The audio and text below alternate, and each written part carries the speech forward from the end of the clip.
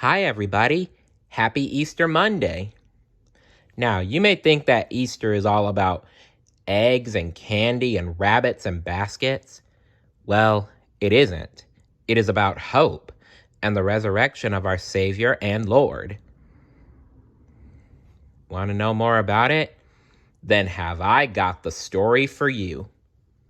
The Easter Promise.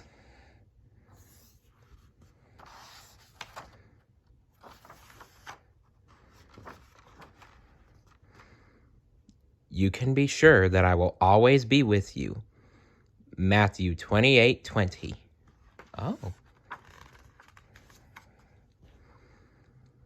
Original story by Brian Cochran. Text adaptation by Lila Empson. Art direction by Angela Costello and Lindy Powell. Are you ready? Here we go. Lazarus was sick. Mary and Martha knew that Jesus could make him well if he would only get there in time. But Lazarus died. Jesus was too late to help him. Or was he? Jesus could do things that no one else could do. He brought Lazarus back to life.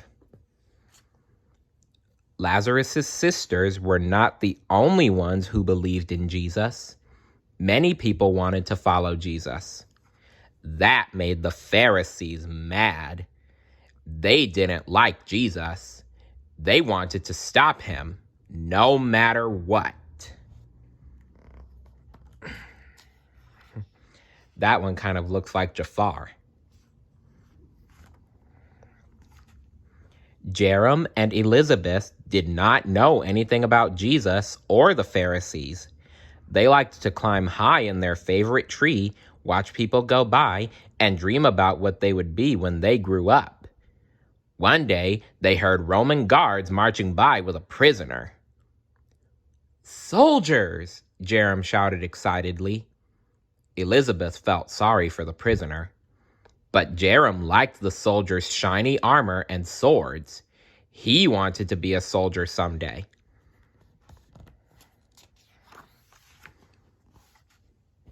"Elizabeth! Jerem!" their mother called. Elizabeth and Jerem slid down. Cousin Samuel and Uncle Jacob had come to visit. Uncle Jacob was excited. A king is coming to Jerusalem, and he will be in need of some very special soldiers. "When is he coming?" Jerem wanted to know. "Tomorrow." "Samuel, come on," cried Jerem. "We do not have much time to make my armor for the king."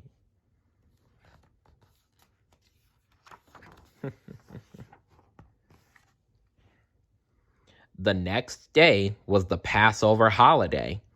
Elizabeth and Samuel waited for Jerem. What was taking him so long? Jerem was putting on soldier clothes. He would guard the mighty king that Uncle Jacob had told him about.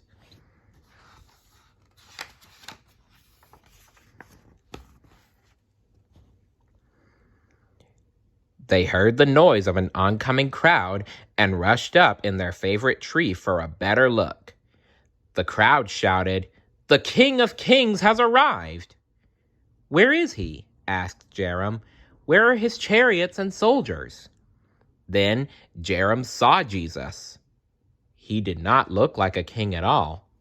He looked like a man riding a donkey. Yep, when Jesus came to Jerusalem, he was riding a donkey. Jerem was disappointed. The soldiers laughed at Jesus, and they laughed at Jerem too. That's messed up. Samuel tried to explain, "Jesus is the King of all kings." But Jerem was mad. "I am taking this stupid armor off." Then Jerem slipped and fell. He hit the ground hard. "Jerem!" Elizabeth cried. Uh-oh. Oh, I hope he's okay. Jerem lay on the ground. Was he dead? Jesus knelt beside Jerem and touched him. Get up, child. You are better now. And he was.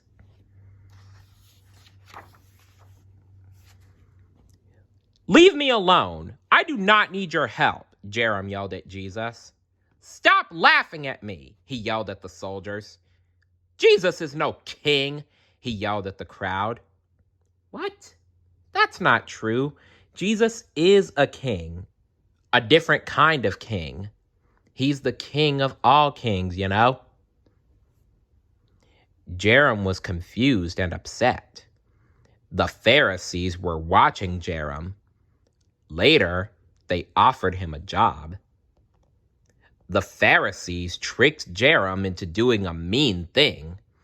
Jesus was chasing out thieves, but Jerem told everyone that Jesus was tearing up the temple. The Pharisees were happy. They rewarded Jerem with a shiny gold coin for what he did. I don't think Jerem should trust those men. They're nothing but trouble.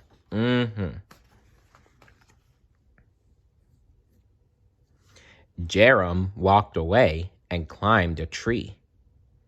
Oh, I forgot to say, that dog right there, that's Jerem's dog Samson. Anyway, he could see and hear the Pharisees and Jesus.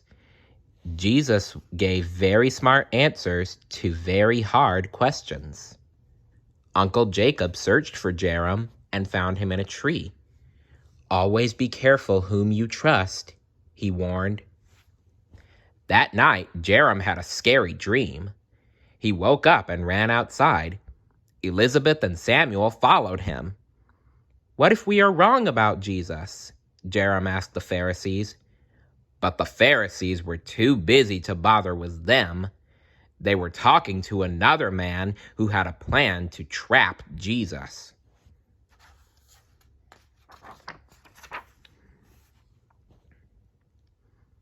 Why do the Pharisees hate Jesus? Jerem asked.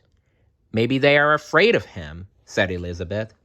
Maybe because he is who he says he is, said Samuel. Come on, we have to find Jesus and warn him, Jerem said.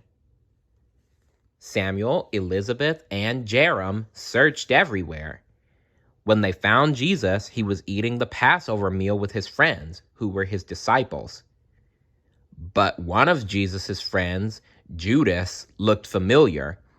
He was the stranger who had been talking with the Pharisees.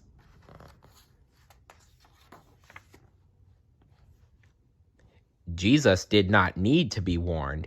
He knew Judas would betray him. Go, Jesus said to Judas. Do what you must.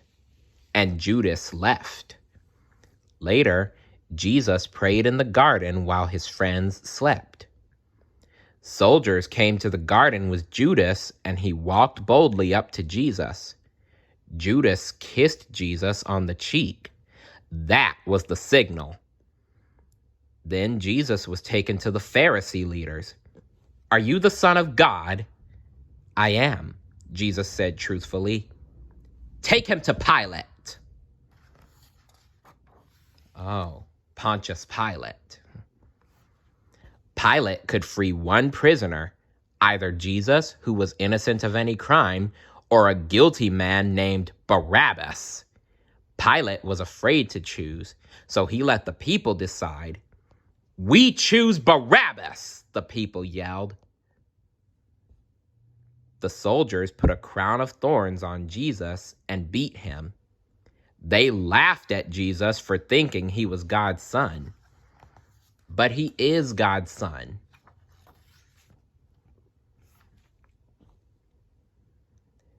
Then the soldiers hanged Jesus on a cross between two thieves. Father, forgive them, Jesus prayed. Into your hands I commit my spirit. The wind blew, the ground quaked, the earth cried. Jesus was dead. The children were very sad. Jesus' followers wrapped his body in cloth and put his body in a tomb. His followers closed the entrance with a gigantic stone so no one would disturb Jesus' body. On the third day, the 3 children sat in a tree thinking about what had happened. "Angels! Angels!" A soldier bounded past. Angels? The 3 children hurried to the tomb. The big stone had been rolled away. The children followed some women inside.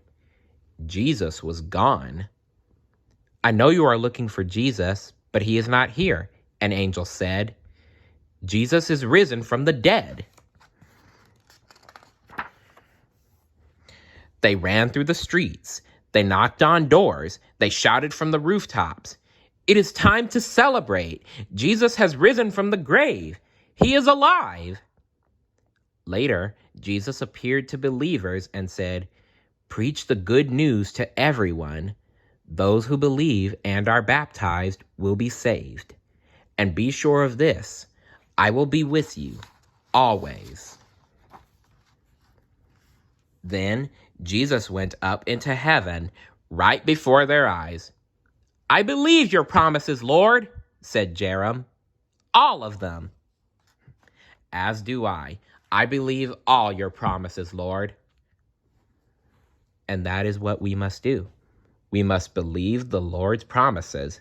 As he said, those who believe and are baptized will be saved.